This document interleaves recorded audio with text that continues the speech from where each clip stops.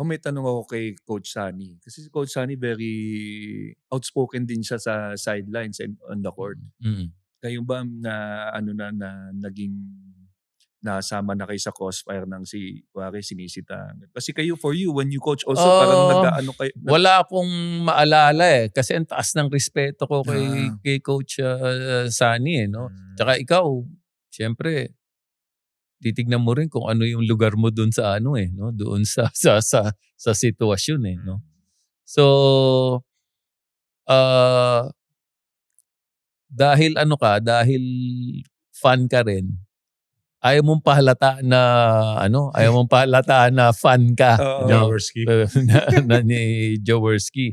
Pero gusto mo, kasi siyempre yung team mo, makikita nila na nagpapailalim pala ito kay Coach Sunny. Ano pala to, di ba? So, kailangan papakita mo rin na laban tayo. No? Huwag nating respetuhin yung mga image na nakikita natin sa kanila. Nagkaroon ba kayo ng fan idol moment ni Coach Sunny na tinreasure nyo na parang nag-usap kayo, ganyan? Or ang ano kasi ni Coach Sunny no? Pagka outside of the court, aakbayan ka kagad yan. Coach, ganyan. Tapos, alam mo, bilib ako dun sa team mo eh. Ano siya? Kaya siya naging senador, politiko rin siya si Coach Sunny. Magaling din siya mag-motivate. Kaya nga magaling siya mag-motivate. Magaling siya magsalita. Ang galing ng PR niya. Kaya ang dami niyang fans. Siya actually ang bumuo talaga ng Hinebra. Kaya hanggang ngayon. Ang fan base niya. Siya ang bumuo. Siya bumuhay. Siya nagsimula. As a fan ba, you got something from his style that you apply sa coaching ninyo? Siguro yung toughness niya, no, na yun nga, respetado siya ng mga players niya. At the same time, pinapakita niya by example. Kasi siya, player siya, coach siya. No, pag sinabi niya na dumive ka sa bola, pag siya nasa loob, dumadive ka sa bola. No, pag sinabi niya na depensahan mo yan, ganito pagdepensa niyan, pagpasok niya sa loob, papakita niya talaga sa'yo paano depensahan yung kaya naman niya nung time na yon. No? So, hindi na rin siya bata nun, pero pinapakita niya by example. So, siya lang ang nakakagawa nun nung araw na yun. Sa nakikita din yung toughness talaga pag outspoken, pag nagalit na si Coach Yeng sa court. Medyo talagang nandun ka, nakafocus ka na kay Coach Yeng ba't nagalit si Coach Yeng dyan? Baka na-adapt din ni Coach Yeng yun. Oo, yung toughness, yung outspoken. Kasi pag kagaya niyan, aminin man ni Coach Yeng o hindi, naging fan din siya. Pero nagmaang-maangan siya. Hindi niya tinatago mo yun. Siyempre. Pero naalala ko, kasi iba talaga ang dating ni Coach Sunny Jaworski. Kasi kagaya niyan, nung kami nasa Power 8, naalala ko, dinala ni Coach Yeng si Coach Jaworski dun sa meeting namin. Pinausap niya sa amin. Oo, kumbaga, parang motivational. Motivate kami dun nung binuo ni Coach Yeng Power 8 Pilipinas. At sa unang pa lang, kinausap na kami ni Coach Sunny Jaworski. Pinausap na sa amin. Kami naman, syempre, nakikinig kami sa kanya. Kasi, naglaro siya national team eh. Nag-Olympics. Maganda rin yung tinakbo nila. Maganda ang niya. Naging Olympiano. Ang pinakatumatak sa akin na sinabi niya, na huwag kayong matakot ma-injure pag naglaro kayo sa national team. Yung naalala ko hanggang ngayon. Kailangan ibigay niyo yung pinaka-best niyo. Huwag kayong magtitira. Ibuhos nyo lahat. Huwag kayong matakot ma-injure. Yun yung...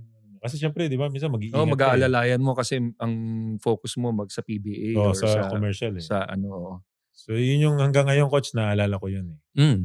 Tama yan. Naalala ko rin yan ngayon na sinabi ni Ronnie Del. No? Yung nung araw kasi, pag national team, pag pinatawag ka ng national team, takbo ka. Wala, kahit na pagod ka, kahit na injured ka, kahit na ano ginagawa mo. Ngayon medyo medyo marami pang pag-uusapan pagka pinatawag ka sa Oo. national team eh, no? Sa atin yung team.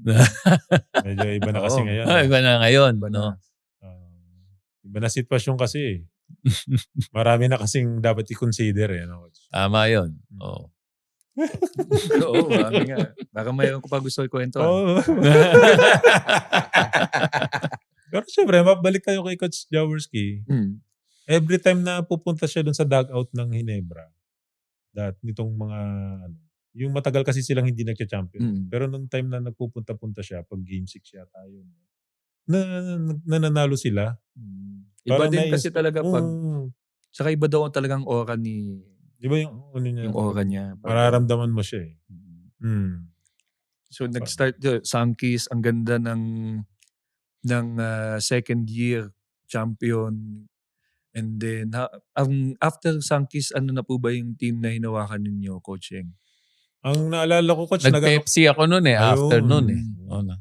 Nag-Pepsi pa ako.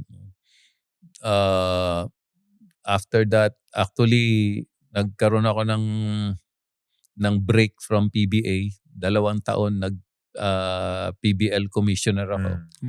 Tapos pagpasok nung Red Bull, kasama ako pumasok ng PBL. ng Red Bull no nung 2000, year 2000.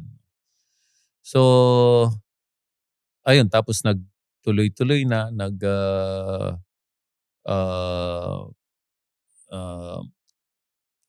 nag-rain or shine na ako, nag-NLEX na ako, nag-ano rin ako no at one point nag-Air 21 din ako. So marami na ay buhay ng coach talaga palipat-lipat. Kumbaga, dapat pag nag-coach ka, ready ka ma-fire any moment. Ready to move on. So, kasama sa buhay ng coach. Napakaswerte ko na dito sa Rain or Shine, naka-6 na taon ako nung una. Tapos napunta ako sa NLEX. Noong mag-expire yung contract ko sa NLEX, wala pang 24 hours tumatawag na agad si Rain or Shine. So parang ito talaga yung bahay mo. No? Ito talaga yung kung saan ka parang pamilya na And true enough naman, ang ganda ng takbo ng Rain or Shine. How you make the team mga bata players shine talaga. Gumagaling talaga mga yung bata. nila.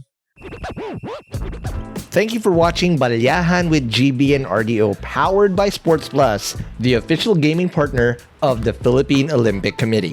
Kung nagustuhan mo ang napanood mo, here's some more videos. Huwag mo rin kalimutang mag-like, comment at subscribe para lagi kang first dibs sa bagong videos ng Balyahan.